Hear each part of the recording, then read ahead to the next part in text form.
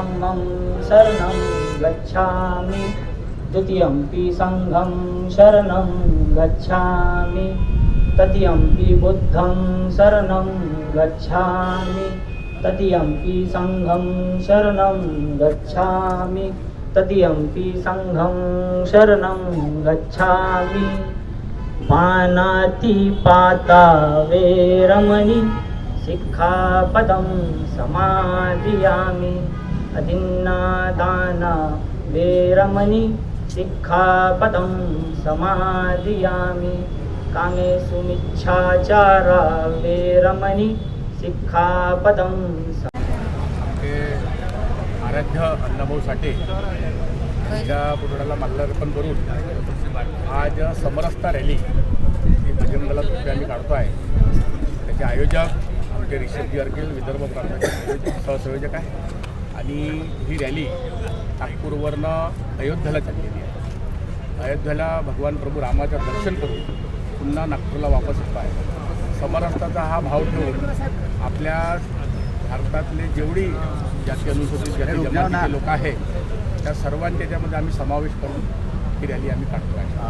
किती जण समावेश आहेत आणि कधीपर्यंत पोहोचेल आणि कधीपर्यंत? आमच्याकडे आता 100 रजिस्ट्रेशन झालेले आहे. म्हणजे एकंदरीत 200 लोक आम्ही रॅलीमध्ये राहणार आहोत आणि त्यानंतर आमच्या 5 कार राहणार आहे, 1 ट्रक राहणार आहे आणि 1 भगवान रामाचा रथ, त्याच्यामध्ये भगवान गौतम बुद्धांची प्रतिमा त्याच्यामध्ये राहणार. दीक्षाभूमीत हे अगोदर स्थळ दीक्षाभूमीचं अयोध्या असं स्थळ सुरुवातीला होतं, मात्र नंतर ते बदलविण्यात आलं. काही लोकांचा विरोध होता. त्याच्यामध्ये असं झालं की आम्ही आधी परवानगी मागितली. त्यांनी म्हटलं की जसं इथे राजकीय आणि धार्मिक कार्यक्रमांची आम्ही अनुमती देऊ शकत नाही, असा काही कुठेही विरोध नव्हता.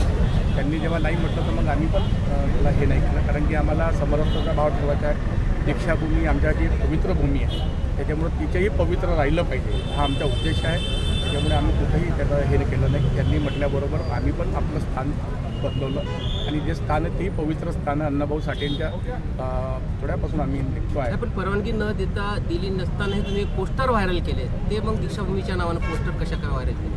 नाही, आधी आम्ही ज्या दिवशी त्यांना परवानगी मागितली होती त्या दिवशी आम्ही पत्रही टाकलं होतं. मग नाही दिली तर आम्ही मग ते चेंज केलं. मग अण्णाभाऊ साठे परिसर आम्ही नाव टाकलं. ऋषभ तू बोलते का? ऋषभ बोल ना. अण्णाभाऊ साठे चौक ते अयोध्या अशी ही रॅलीचं आयोजन करण्यात आले, काय सांगतो?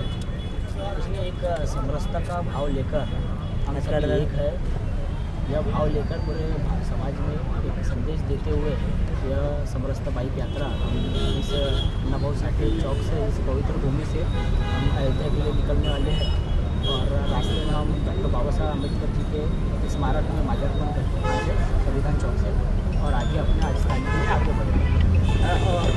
यानी दीक्षाभूमि से निकलने वाली थी रैली, लेकिन उसको विरोध हुआ है, क्या बताना चाहिए?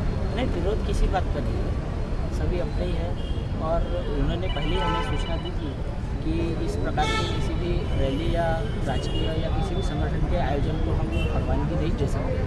आपको जो भी कार्यक्रम करना होगा आप बाहर ही करेंगे. तो हमने उनकी सभी बातों को माना है. क्या अभी अभिवादन करने जाएंगे आप दीक्षाभूमि? हम यहाँ अभिवादन ही करेंगे. यहाँ कार्यक्रम की शुरुआत बौद्ध वंदना से होगी, तो ये हमारे लिए अभिवादन ही रहेगा. आप सबसे विनती है कि कृपया करके खाली जगह जो भी है सभी पदाधिकारी यहाँ पे मिला दें.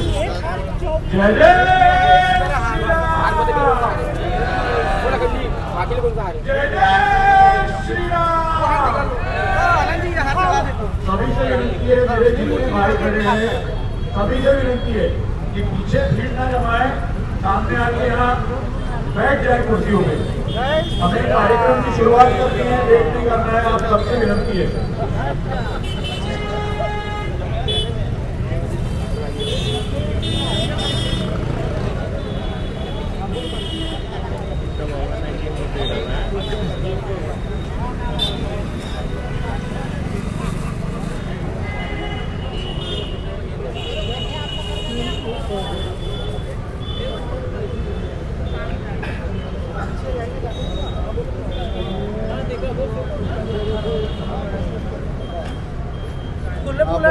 हाथ जोड़ के साथ ही हमारे बीच में उपस्थित श्री संजय जी कठाले, आप लहू सेना के माननीय अध्यक्ष है।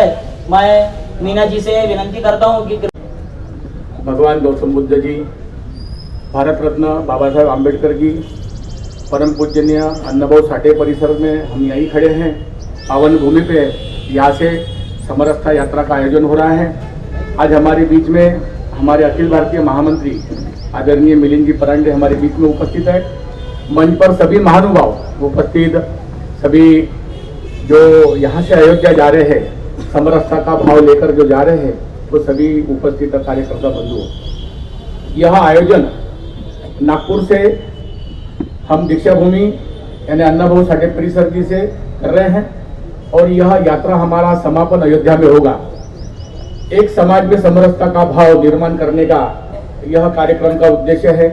हम सभी जानते हैं कि भगवान राम जी का मंदिर 500 वर्ष के बाद अपने जन्म स्थान पर बन गया है और जब मंदिर बना तो सभी का इसमें सहभाग है, कोई जाति नहीं, कोई ये नहीं, सब में राम सबके राम, ऐसा भाव है।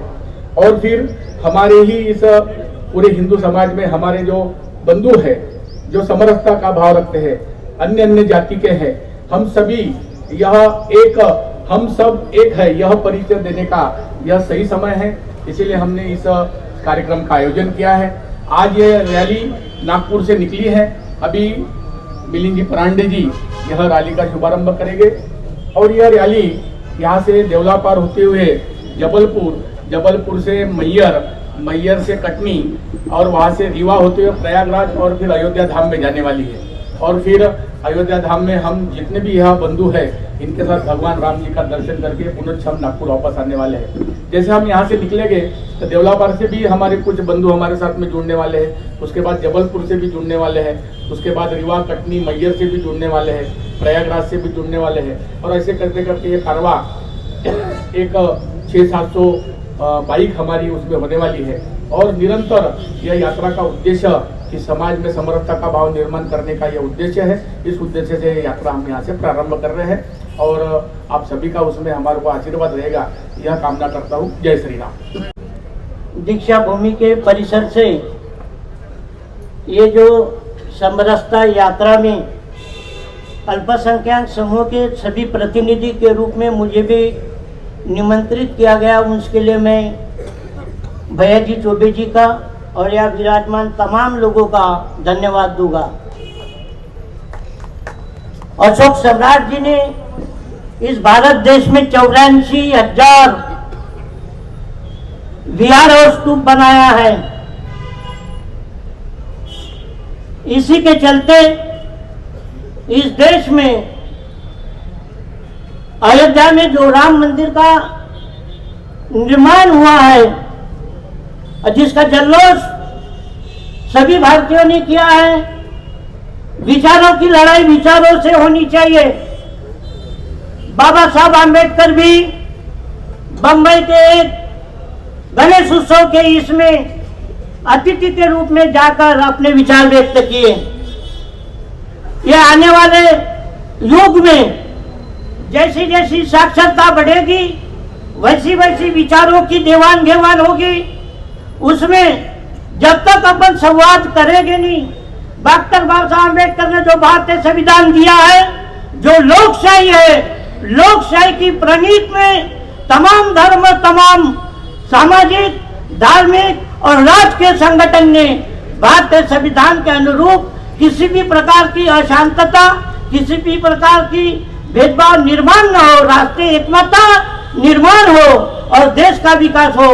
डॉक्टर बाबा साहब आम्बेडकर ने कहा कि सबसे प्रथम मैं भारतीय हूँ, हम सबसे प्रथम भारतीय, चाहे किसी भी धर्म हो, किसी भी जाति का हो, और उसके बाद में आप अपने धर्म की, अपने आस्था की आप पूजा कर सकते हैं। जब तक श्रद्धा जीवित है तब तक भगवान का भी अस्तित्व जीवित है साथियों।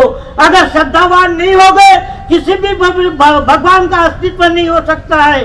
जब तक श्रद्धावान है तब तक हर मंदिर, हर मस्जिद, हर विहार, हर गुरुद्वारा इस देश में चमकते रहेगा। और ये अधिकार डॉक्टर बाबा साहब अम्बेडकर ने दिया है और तथागत गौतम बुद्ध ने बोला है, बहुजन हिताय बहुजन सुखाय। इसी बहुजन हिताय बहुजन सुखाय के विचारधारा को हम सब ने आत्मसात करते हुए एक देश में एक डॉक्टर बाबा साहब अम्बेडकर के भारतीय लोकशाही का विचार, तथागत गौतम बुद्ध का विचार, तथागत हमारे जो कुछ भी महानुभाव पंथ है, जो सभी समाज के लोग यहाँ है, कबीर है, अण्णाभाऊ साठे, जो रशिया में जाने के बाद में भी जब वो भारत आए उन्होंने बाबा साहब का नाम लिया और बोला बाबा साहब के विचारों के साथ हमने वफादार रहना चाहिए। इन तमाम विचारों के साथ साथ हर धर्म और जाति के लोग हमारे इस देश में हैं, सबको अपने भगवान की आराधना पूजा करने का अधिकार डॉक्टर बाबा साहब अम्बेडकर ने दिया है। किसी ने किसी रूप से उसका विरोध नहीं करना चाहिए। इतना ही कहते हुए मैं मेरे 2 शब्द पूरे करता हूँ। जय भीम, जय बुद्ध, जय भारत। उपस्थित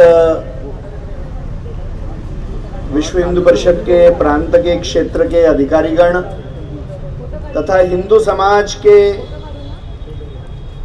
जो विविध जाति बिरादरी के बहुत वरिष्ठ लोग मंच के ऊपर आज बैठे हुए हैं और इस समरसता यात्रा को प्रारंभ करने के लिए भी आज यहाँ पर हम सब लोग पधारे हुए हैं। यह ऐतिहासिक स्थली है।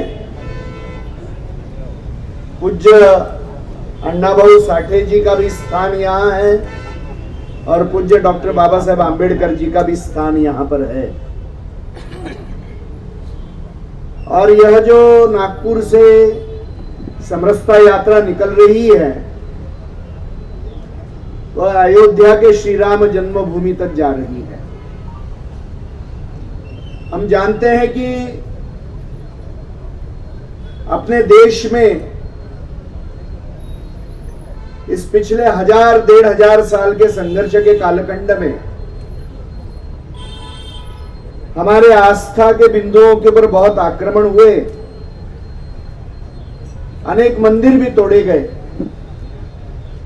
उसी में श्री राम जन्मभूमि का मंदिर एक बहुत प्रमुख मंदिर था और हिंदू समाज सैकड़ों वर्षों से इसके लिए बनाने के लिए संघर्ष कर रहा था, प्रयास कर रहा था और लाखों लोगों ने इसके लिए बलिदान दिया। और आज हमारे जीवन काल में